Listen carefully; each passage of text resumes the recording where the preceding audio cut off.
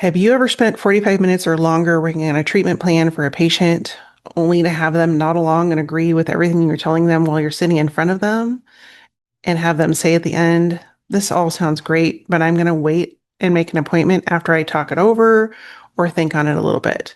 You may have chalked it up to either they were price shopping or they got cold feet. Am I right? But here's the uncomfortable question to sit with for a minute. If your plan was great, then why didn't they just book right then and there? If this has happened to you and this sounds all too familiar, you're not going to want to miss today's episode because this is exactly what we're going to dive into. And you're going to get some action steps on how to make progress, make changes, and get those people booked without feeling like a car salesman. If we haven't met yet, I'm Alisa Connor, and I work specifically with specialty medical practices and professional services organizations to help them grow, not by outspending their competitors, but instead by creating customer and patient experiences that your patients and customers can't wait to talk about. So let's dive into this week's episode. So specialty consults are specifically susceptible to ghosting of appointments. And there's a few reasons why. And the first one is that the things you're asking the patient to do are frankly scary.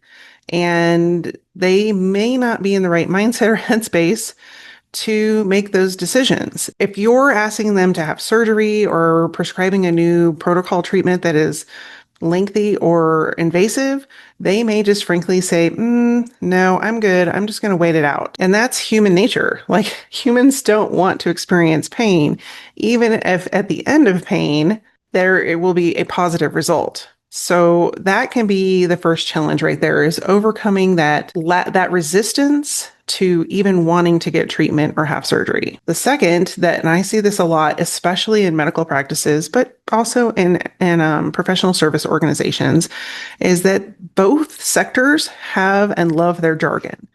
And what that means is that you like to talk in the words that your medical cohorts also understand. The unfortunate part about this is that most patients don't have a medical degree. And so when you're using very clinical terms with them, they may nod along and smile and think it's all great, but not understand a word you have said. And that only exacerbates the problem of having anxiety and not wanting to move forward with the procedure because it hasn't been explained to them in words that they understand or in a way that they feel comfortable. The third problem that arises when it comes to patients ghosting is financial fatigue or fog. A lot of times there can be extraneous expenses that go along with specialty treatment.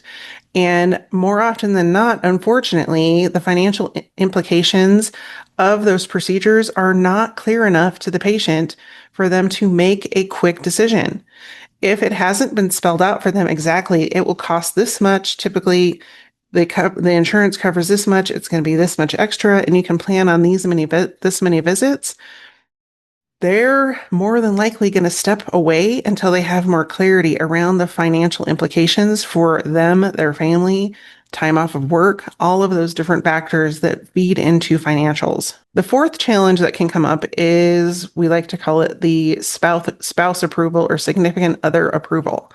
So you may have Joe Smith who comes in and talks to you about, say, knee surgery, but his wife, who will be the one that's got to take care of him during and after the surgery, has to give buy-in. So once they go home and they're clear as mud about what they need to do and how much it's going to cost, how do you think the story is going to go when they explain it to Sally, their wife?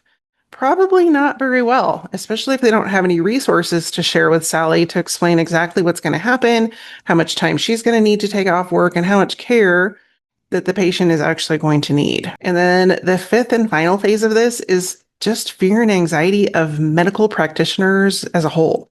You never know what kind of trauma a patient has gone through previously before coming to you. And oftentimes that trauma can kick in at the moment when a decision is going to be made and remind them, hey, remember last time you did this, what happened?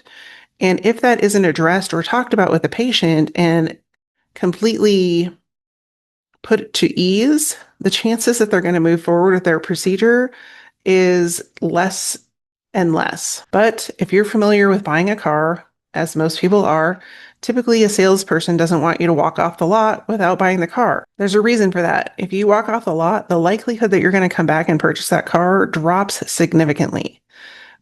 But let's face it, in medical school and in most of the medical world, you're not taught much about sales and marketing, which isn't your fault. Let's be real. You went to school to heal people. You didn't go to school to run a business, which is why you've got to have the right people and the right assets in your repertoire in order to run your business effectively, profitably, and overcome some of the challenges that we talk about every week on the show. Unfortunately, because you don't have the sales and marketing tools and you don't often have the staff or team that can take care of those pieces for you, when the patients walk out the door, they're likely gone for good. And that isn't because you should hard sell them into getting surgery or treatment. It's because we aren't addressing the factors that are helping them make that decision in an effective way that makes them want to move forward on their own. Or if you are following up and trying to get them to schedule, it comes across like a used sales card person. And that is really not the reputation that you want your practice to have. And if you missed last week's episode when we were talking about scheduling, there are certain places where patients disengage. Well, this could be very well the same patient, or it could be a patient along the same pathway where they have chosen to disengage from the conversation and moving forward with your practice without you even knowing. And they may say, yeah, I'm going to book up front, and then walk out the door and never book. Or they could say, I'm going to call you later, and then you never hear from them again. And when you try to reach out, they don't answer. And so you could be leaving hundreds of thousands of dollars on the table with these ghosted appointments and not even know why it's happening. As a privately owned practice versus a practice owned by a corporation, you have full control over how these conversations happen and can put in protocols to make sure that the patients are feeling more human and treated with better care, even if they don't book the appointment that day. Now, oftentimes you can have an office that has fantastic physicians and fantastic staff and team around the physicians, but where things fall apart is outside of the exam room. And that is part of the challenge when you're trying to get people to book an appointment outside of the exam room, maybe 24, 48 hours, or even longer, is if you don't have a team that can relay the way that you treat your patients in the same manner, that's where things are falling apart. If you don't have a plan in place to address all of the things that I just spoke about that are the challenges, it's pretty likely that you're leaking revenue. And to determine how much revenue you're leaking, we should probably do what I lovingly refer to as practice math. So let's take, for example, that you have 5 patients in a month that just don't schedule. You lose them somewhere along the way. And each of those patients is over time worth at least $6,000. Now, mind you, your numbers may be different if you're doing this math, but you can plug in your own numbers at any time. In fact, I'm going to encourage you to do so in this week's action plan. So stick with me. But those 5 patients times $6,000 is $30,000 a month. And if you multiply that by a year, that's $360,000 a year. And that's just for one physician. The likelihood, if you have more than one physician, of it being 5 patients per physician or more grows exponentially, which means that final number also grows exponentially. And this is revenue that was just sitting there waiting for you to push into the next step of your process. But somewhere along the way, you lost the patient. But don't worry, because there is always a chance to gain that patient back and actually make them even happier than when you spoke with them the first time. So let's talk about where you're really losing those patients. And it can happen in about, well, at least 5 different places, possibly more. The first is that you only give them a verbal synopsis of their treatment plan. You never write it out or don't share it with them in a way, shape, or form that they're going to remember. And oftentimes, if you go and talk someone through the treatment plan, they're only going to hear part of what you said, and they're definitely only going to remember at less than half of what you told them. And so if you're only delivering that treatment plan verbally, the chances they're going to be able to make an educated decision about it later without their memory getting involved in the things that they only kind of remember and don't necessarily have clarity on becomes less and less. The second place you can lose people is if you're sending them a treatment plan via PDF to their inbox. If they don't know that treatment plan is coming, or a number of things can go wrong here. One, it can just sit in their inbox and they stare at it because they don't really want to make the decision anyway, and they just ignore it and it gets lost in the fold of emails. Or worse, that email goes directly to spam, junk, or the trash can because their email filtered it into a place that said this isn't real mail, it's junk. So they never even get it. Regardless, sending that via email without a backup plan is another place you can lose these patients. The third place that I see practices lose patients along the way is they have this call us when you're ready mentality when it comes to booking the next action step of the treatment plan. And if you're waiting for a patient to call, if they're not already anxious to have this process completed or move forward with the procedure, the chances that they're going to call you back are slim to none because they don't want to be there. They will just hope that it clears up on their own. And there is no way in HE double hockey sticks that they are going to call you back and book an appointment without some prompting. Now, mind you, this isn't every patient. I'm not saying it's every patient, but I'm saying you are losing patients along the way because when you say, hey, let us know when you want to book, they're not going to let you know. They're going to go ask 25 other people what they should do. And by the time they actually make a decision, you might not even be in the running anymore. Now, the other place where things can go wrong, and I've seen this happen depending on the practice, and this may or may not apply to you, so take it with a grain of salt, is when practices offer a discount or some kind of promotion for their services. And this is wrong in so many ways. Number one is most people do not expect to get a discount on healthcare. And when you lower your price, they have to wonder, like, why are they lowering their price? And that becomes not a financial issue, but a trust issue. And frankly, nobody wants the cheapest healthcare when you only have one body. You want to make sure you're getting the best care. And when you cheapen yourself by offering a discount or some kind of promotion, people are going to wonder why you're doing that. And so I highly discourage practices from offering any kind of promotion or discount on their services. Now, if you're going to offer financing, that's completely different. That's a different conversation. And that is definitely something that should be offered if there are patients who cannot manage the payments for their procedure. And then last but not least, the place where we lose patients is the salesy follow-up call. And that is the front receptionist who calls a patient 2 days later and says, hey, are you ready to book? And they either get a voicemail, nobody answers, or when they get somebody on the phone, that person's like, no, I'll call you when I'm ready. And that's because this is a very outdated sales tactic that no longer works.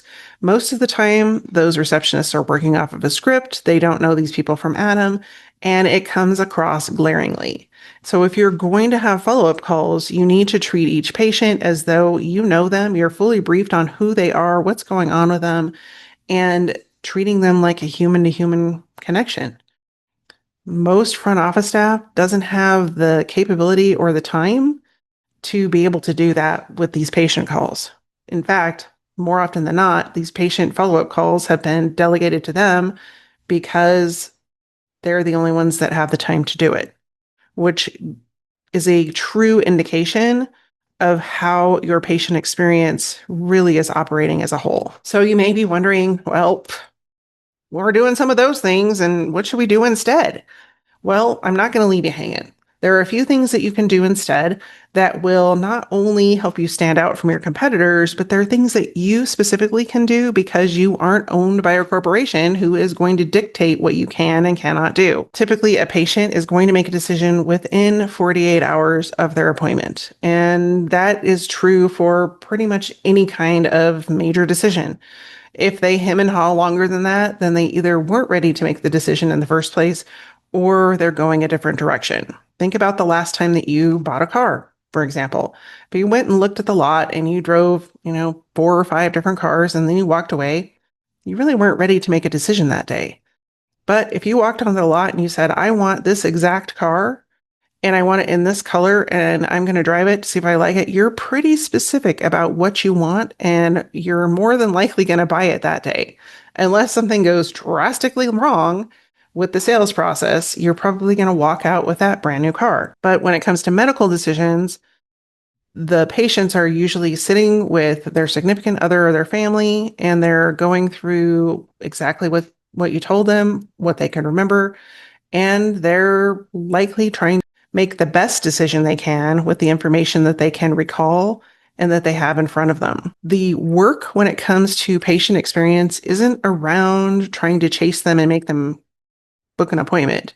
Rather, it's giving them the clarity, the knowledge, and the ability to recall what you've told them so that they are empowered to make the right decision for them. And what that does in turn for you is build trust with you and your organization that they know they're in good hands. Because if you've taken the time to empower the patient beforehand, they will only have high expectations of what it will be like to work with you and work through the challenges that they're going to have post-surgery or with a longer term treatment. So the first thing you can do is send a recap in plain language.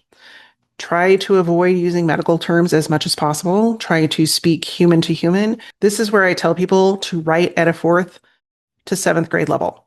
And that isn't because your patients are uneducated, but it's because oftentimes when we're really good at something, like medicine, for example, we tend to speak in those terms because that is who we're surrounded with all the time. But 4th and 7th graders don't talk the way you're going to talk as an educated physician. And so if you're talking to your patients with those terms, they are going to get lost immediately. And when they're looking over a treatment plan and all they see are words that they have to put into Google to find out what they mean, it's too much effort, it's too much work, and they're just not going to move forward. So make that recap simple, easy to understand, and empowers them to make a decision that's the best for them and their lifestyle. If you can include in that recap everything possible about finances to also alleviate that fear, it will go even further. Don't leave them with questions of how much is my deductible going to cover? How much is it? What am I going to do if I can't pay beyond the deductible? How am I going to pay the deductible? They may have questions that they've never asked, but if you can be proactive in answering those questions because they come up all the time in that wrap up, the chances that you're going to put their mind at ease so that they make a decision quicker is much, much higher. The second thing you can do is give them something that they can hand to their spouse or significant other. And the reason is that likely this is going to be a joint decision, whether you're in on that conversation or not.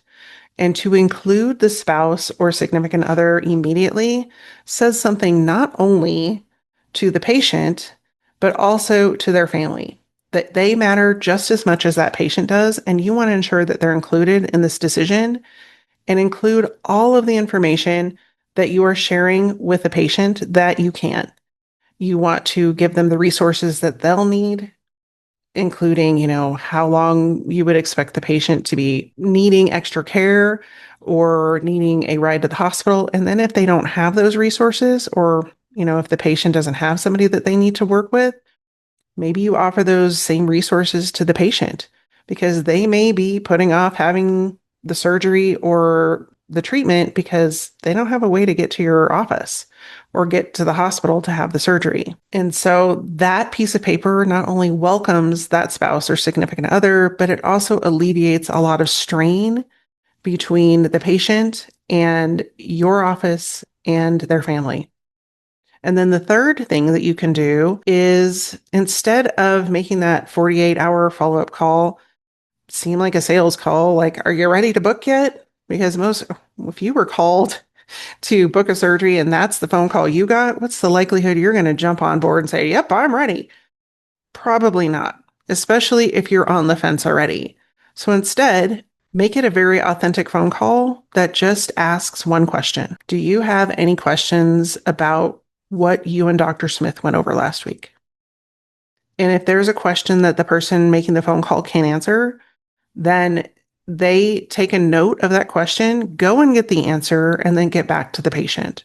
Because it could be just that one simple question that's keeping them from moving forward. Those are 3 quick things that you can do as a practice that don't make you feel more salesy. They don't make you feel pushy, but instead they're providing patient experience that most other practices aren't going to offer, which also makes you stand out from your competitors in a very authentic and easy way. So if you tune into these episodes every week, which if you do, thank you, I'm grateful, you know that I always try to give you an action plan to move forward. This week is no different, so let's dive into this week's action plan.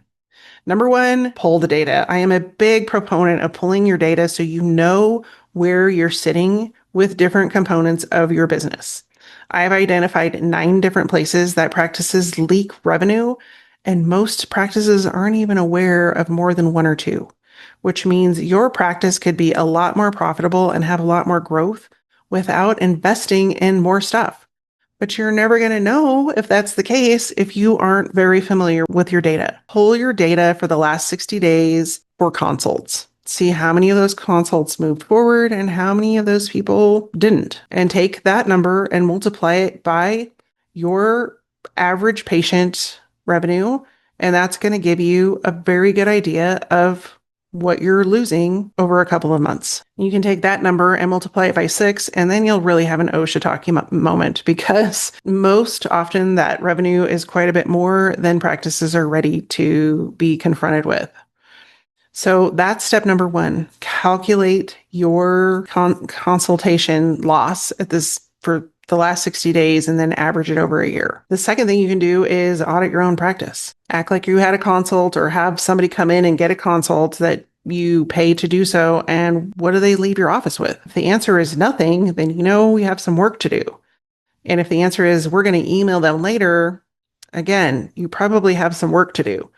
Because if you're losing consults and that is what they're leaving with, then you know where the hiccup in the process is. And then your last piece of the action plan, which can be a little bit scary, but will be so revealing about what is going on in your practice.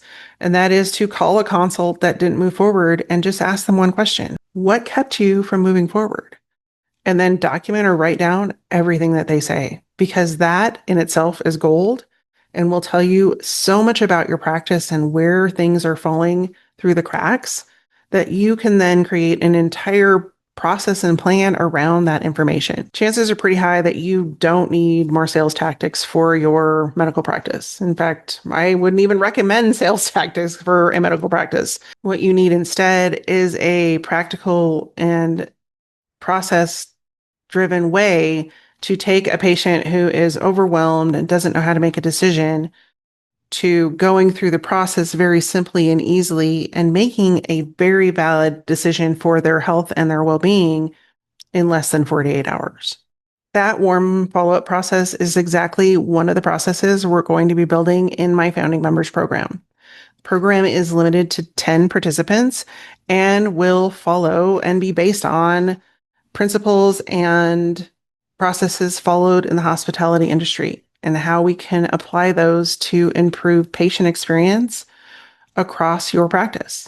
If your practice is leaking revenue and you just aren't sure where that biggest leak is, I've created a special 20-minute call for you and I to sit down and determine what that is together, so that you can take steps and get traction this year, not next year, not next quarter, but right now, on optimizing that process or optimizing that part of your practice so that you can plug those revenue leaks. Thanks for sticking with me till the end of this episode.